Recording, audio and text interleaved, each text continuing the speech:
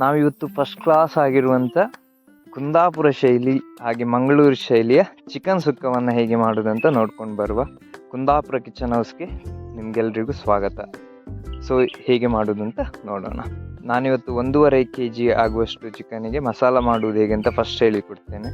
ಅದಕ್ಕೆ ಮೊದಲಿಗೆ ನಿಮಗೆ ಒಂದು 15ರಿಂದ 20 ಬ್ಯಾಡಗಿ ಮೆಣಸು ಅಥವಾ ಮೆಣಸು ಇರ್ತದಲ್ಲ ಅದು ಬೇಕಾಗ್ತದೆ. ಒಂದು 4ರಿಂದ 5 ಕರಿ ಲೀವ್ಸ್ ಬೇವಿನ ಸೊಪ್ಪು, 2 ಬೆಳ್ಳುಳ್ಳಿ, 1 ಚಿಕ್ಕ ಈರುಳ್ಳಿ ಬೇಕಾಗ್ತದೆ.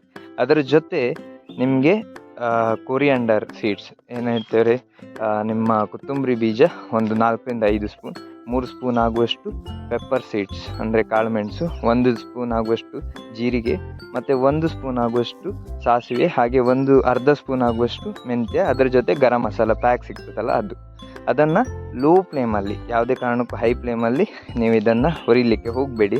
ಲೋ ಫ್ಲೇಮಲ್ಲಿ ಒಂದು ಸ್ವಲ್ಪ ಕೋಕೋನಟ್ ಆಯಿಲನ್ನೇ ಹಾಕಿ, ಬೇರೆ ಆಯಿಲನ್ನು ಉಪಯೋಗಿಸ್ಲಿಕ್ಕೆ ಹೋಗಬೇಡಿ.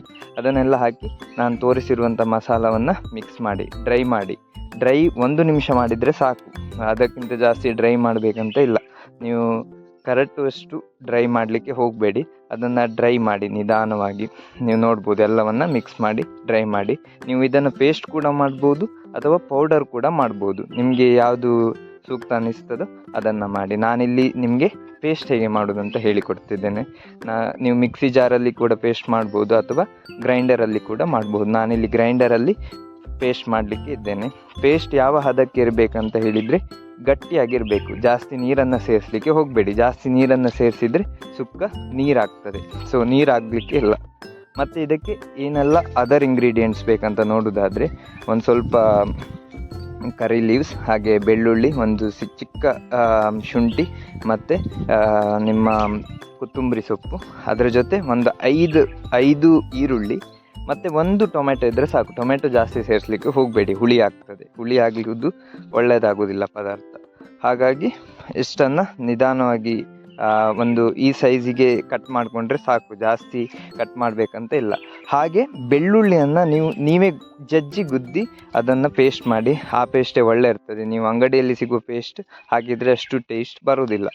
ಅದರ ಜೊತೆ ಅದಕ್ಕೆ ಕಾಯಿ ತುರಿ ಬೇಕಾಗ್ತದೆ. ಸುಕ್ಕ ಅಂದರೆ ಕಾಯಿ ತುರಿ ಇಂಪಾರ್ಟೆಂಟ್. ನಾನಿಲ್ಲಿ ಒಂದೇ ಕೋಕೋನಟ್ಟನ್ನು ತಗೊಂಡಿದ್ದೇನೆ, ಅಂದರೆ ಕಾಯಿಯನ್ನು ತಗೊಂಡಿದ್ದೇನೆ. ಅದಕ್ಕಿಂತ ಜಾಸ್ತಿ ಯೂಸ್ ಮಾಡಬೇಡಿ, ಒಳ್ಳೆಯದಾಗೋದಿಲ್ಲ. ಸಿಹಿ ಆಗುವ ಸಾಧ್ಯತೆ ಕೂಡ ಇರ್ತದೆ. ಅದನ್ನು ಒಂದು ಚಿಟಿಕೆ ಆಗುವಷ್ಟು ಅದಕ್ಕೆ ಅರಿಶಿಣವನ್ನು ಸೇರಿಸಿ 1 ನಿಮಿಷ ಹುರಿದ್ರೆ ಸಾಕು. ಹೀಗೆ ಇಷ್ಟ ಆಗುವಷ್ಟು ಹುರಿದ್ರೆ ಸಾಕಾಗ್ತದೆ. ಸೊ ಈಗ ನಾವು ಹೇಗೆ ಸುಕ್ಕವನ್ನು ಮಾಡುವುದಂತ ನೋಡುವ. ಒಂದು ಬಾಣಲೆಯನ್ನು ತಗೊಳ್ಳಿ. ಬಾಣಲೆಯನ್ನು ಲೋ ಫ್ಲೇಮ್ನಲ್ಲಿ ಇಟ್ಟು ಅದಕ್ಕೆ ಒಂದು ಸ್ವಲ್ಪ ನೀವು ತೆಂಗಿನ ಎಣ್ಣೆಯನ್ನೇ ಹಾಕಬೇಕು. ಬೇರೆ ಎಣ್ಣೆಯನ್ನು ಹಾಕಲಿಕ್ಕೆ ಹೋಗಬೇಡಿ. ಇಲ್ಲದಿದ್ದರೆ ತುಪ್ಪ ಹಾಕಿದರೆ ಸಹ ಆಗ್ತದೆ. ಅದಕ್ಕೆ ನೀವು ಜಿಂಜರ್ ಗಾರ್ಲಿಕ್ ಪೇಸ್ಟ್, ಅಂದರೆ ನಾನೀಗ ಪೇಸ್ಟ್ ಮಾಡಿದ್ದೇನಲ್ಲ ಅದನ್ನು ಮೊದಲಿಗೆ ಹಾಕಿ, ಅದರ ನಂತರ ಒಂದು ಸ್ವಲ್ಪ ಸಾಸಿವೆ, ಒಂದು ಸ್ಪೂನ್ ಆಗುವಷ್ಟು ಸಾಸಿವೆ ಹಾಕಿದರೆ ಸಾಕು. ಮತ್ತು ಒಂದು ಬೇವಿನ ಸೊಪ್ಪು ಮತ್ತು ಈರುಳ್ಳಿಯನ್ನು ಸೇರಿಸಿ. ಈರುಳ್ಳಿ ಸ್ವಲ್ಪ ಬ್ರೌನ್ ಆಗುವಾಗ, ಲೈಟ್ ಬ್ರೌನ್ ಆಗುವಾಗ ನೀವು ಅದಕ್ಕೆ ಸ್ವಲ್ಪ ನಾನು 1 ಟೊಮೆಟೊವನ್ನು ತೋರಿಸಿದ್ದೇನಲ್ಲ ಅಷ್ಟು ಟೊಮೆಟೊವನ್ನು ಹಾಕಿ, ಅದಾದಮೇಲೆ ಅದನ್ನು ಮಿಕ್ಸ್ ಮಾಡಿ ಈರುಳ್ಳಿ ಕರೆಕ್ಟ್ ಫುಲ್ ಬ್ರೌನ್ ಆಗೋ ತನಕ ಅದನ್ನು ಅಲ್ಲಾಡಿಸ್ತಾ ಇರಿ. ಸೊ ಇದಿಷ್ಟು ಇದಾದಮೇಲೆ ನೀವು ಅದಕ್ಕೆ ನಿಮ್ಮ ಚಿಕನ್ ಎಷ್ಟಿದೆ, 1 kg ಆದರೆ 1 kg, ನಾನಿಲ್ಲಿ 1.5 kg ಚಿಕನನ್ನು ಬಳಸ್ತಿದ್ದೇನೆ. 1.5 kg ಚಿಕನನ್ನು ಹಾಕಿ ಒಳ್ಳೆ ಮಿಕ್ಸ್ ಮಾಡಿದ ಮೇಲೆ ಅದಕ್ಕೆ ನೀವು ಫುಲ್ ಮಿಕ್ಸ್ ಮಾಡಿ ಆದಮೇಲೆ ಅದಕ್ಕೆ ನಿಮಗೆ ರುಚಿಗೆ ತಕ್ಕಷ್ಟು ಉಪ್ಪನ್ನು ಹಾಕಿ. ಇದೇ ಸ್ಟೇಜಲ್ಲಿ ಉಪ್ಪು ಹಾಕಿದರೆ ಒಳ್ಳೆಯದು, ಯಾಕಂದರೆ ಮಾಂಸ ಉಪ್ಪನ್ನು ಕರೆಕ್ಟಾಗಿ ತಗೊಳ್ತದೆ. ಅದು ನಾನಿಲ್ಲಿ 1 ಸ್ಪೂನ್ ಆಗುವಷ್ಟು, ನಾವು ಇಲ್ಲಿ ಕಲ್ಲುಪ್ಪನ್ನು ಯೂಸ್ ಮಾಡ್ತಿದ್ದೇವೆ. ಅದನ್ನು ಮಿಕ್ಸ್ ಮಾಡಿ ಕ್ಲೋಸ್ ಮಾಡಿ, ಲಿಡ್ಡನ್ನು ಕ್ಲೋಸ್ ಮಾಡಿ ಒಂದು 5ರಿಂದ 6 ನಿಮಿಷ ಅದನ್ನು ಕುದಿಸಿ ಆದಮೇಲೆ ಒಂದು ಲಿಡ್ಡನ್ನು ಓಪನ್ ಮಾಡಿ ಮಿಕ್ಸ್ ಮಾಡಿ. ಒಂದು 6ರಿಂದ 7 ನಿಮಿಷ ಕುದಿಸಿದರೆ ಸಹ ಓಕೆ. ಅದಾದಮೇಲೆ ನೀವು ಮಸಾಲೆಯನ್ನು ಹಾಕ್ಬೋದು.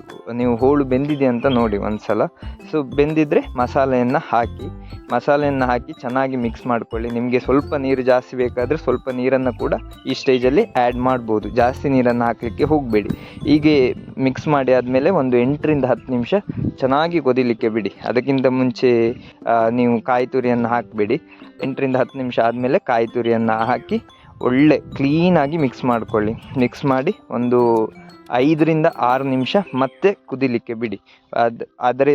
ಅದರಿಂದ ಏನಾಗ್ತದೆ ಅಂತ ಹೇಳಿದರೆ 5 ರಿಂದ 6 ನಿಮಿಷ ಕುದಿಯೋದ್ರಿಂದ ಟೇಸ್ಟ್ ಇನ್ನೂ ಜಾಸ್ತಿ ಆಗ್ತದೆ.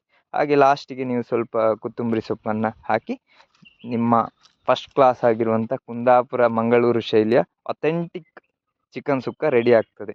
ಇದು ನಿಮಗೆ ನೀರು ದೋಸೆ ಅಥವಾ ಚಪಾತಿ ಜೊತೆ ತಿಂದರೆ ಅಂತೂ ಸ್ವರ್ಗ. ನೀವು ಖಂಡಿತವಾಗಿ ಇಷ್ಟಪಡ್ತೀರಾ. ಇದನ್ನು ಮಾಡಿ ಎಲ್ರಿಗೂ, ನಿಮ್ಮ ಮನೆಯವರಿಗಿರುವ ಎಲ್ಲರಿಗೂ ಸರ್ವ್ ಮಾಡಿ ಅಂತ ಹೇಳ್ತಾ ನನ್ನ ವಿಡಿಯೋನ ಮುಗಿಸ್ತೇನೆ. ವಿಡಿಯೋ ಇಷ್ಟ ಆದರೆ ಆ್ಯಸ್ ಯೂಶ್ವಲ್ ಲೈಕ್, ಶೇರ್ ಮತ್ತು ನನ್ನ ಪೇಜನ್ನು ಸಬ್ಸ್ಕ್ರೈಬ್